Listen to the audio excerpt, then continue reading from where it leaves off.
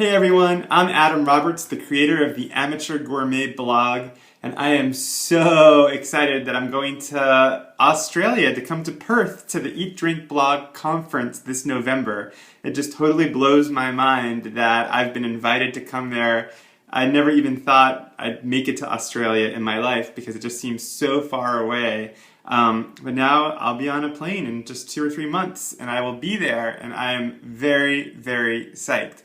So let me tell you a little bit about myself. I started my blog back in 2004 when I was one of the early food bloggers. When I started my blog, there weren't any other food blogs that I knew about, and I just started it as a hobby. I was in law school, I was very unhappy, but I started cooking and I wanted to document that, so I created a blog. And it took off pretty quickly, and then over the years I've written a couple of books. My first book was called The Amateur Gourmet. It came out in 2007. That was a book of essays about cooking. And then most recently I published a cookbook called Secrets of the Best Chefs, which came out this past November, where I cooked with 50 chefs all over America and learned all of their tricks and their tips and their techniques. And that book is about 300 pages long. It's a big tome. I'm very proud of it. And that's basically a quick overview of my career. I also hosted a web show for the Food Network, which I'm not sure if you guys have the Food Network in Australia, but it's very big here. So I hosted a web show for them for about a year and got to meet lots of big American Food Network stars, but that might not be that exciting to you. I'm not sure. But mostly I'm a food blogger. My day-to-day life involves me sitting at my computer, blogging about food, talking about recipes, restaurants, anything and everything having to do with it. And I love food, I love cooking, and I'm so excited to come to Perth and eat the food that you eat in Perth. I have no idea what that is. Do you eat kangaroos? Is that offensive to ask that? I don't know. But I think that you do eat kangaroo meat, right? Okay, anyway. So Matt, who emailed me about this, says I should answer some questions from the committee. The first question comes from Ai Ling, and the question is, what music do you like to listen to when you cook? Well, that's a very good question. To be very honest, I'm a big fan of musical theater.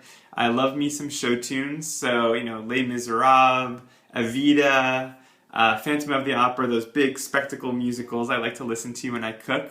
But I also like to listen to, whatever I'm in the mood for. Sometimes I like to listen to some rock music just to get the mood up. Sometimes like mopey, sad music when I'm doing the dishes. It depends. But usually show tunes. All right, Bree has a question, or Bri. I'm not sure if that's Bree or Bri.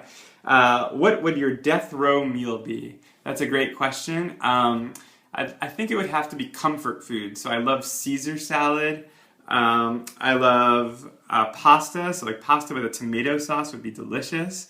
I love roast chicken, so maybe some roast chicken, and then like a big slice of chocolate cake for dessert. I'd be very happy. Okay, Chris asks, if you could have a meal with your personal hero, who would it be and what would you make? Wow, that is a tough question because I have a lot of heroes.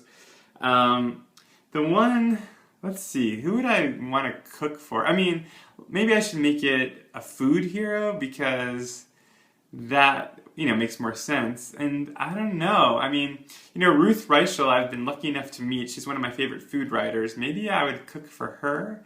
But like a life hero, this might sound ridiculous. I'm not even sure if he's famous in Australia, but Martin Short, the actor, I find very funny. I have a lot of his movies and specials on DVD. It might be fun to cook for him.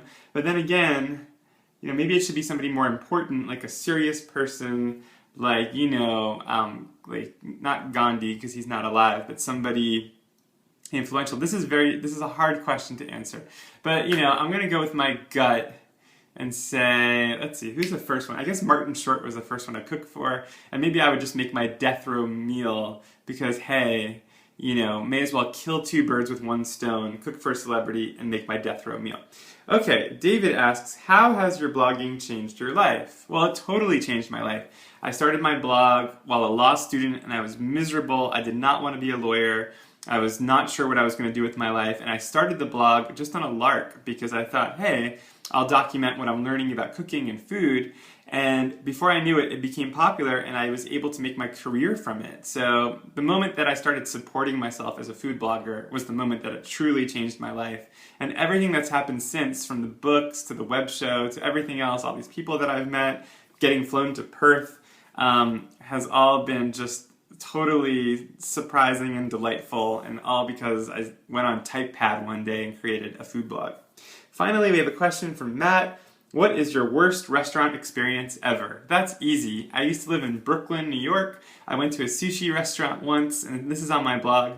And I lifted up a piece of sushi, and there was a roach, a live roach, on the plate.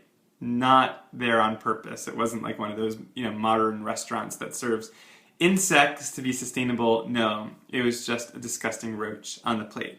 So, well, thank you guys so much for your questions, and I can't wait to come meet you all in person. I am already it's starting to dawn on me that I'll be in Australia in November. It's just unbelievable. So, thank you so much for having me. I can't wait to get there, and I'll see you guys soon. Take care.